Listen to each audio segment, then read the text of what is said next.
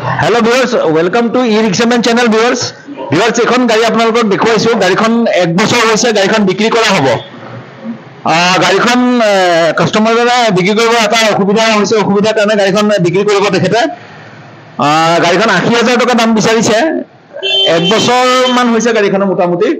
গাড়ীখন ইনে বাকি সব ঠিক আছে এক্সাজতে বৰ্তমান চলি আছে গাড়ীখন। স্টেইনলেস ষ্টিলৰ গাড়ী এলি 1000 SS মডেল। এলি টপ মডেল গাড়ী হয়।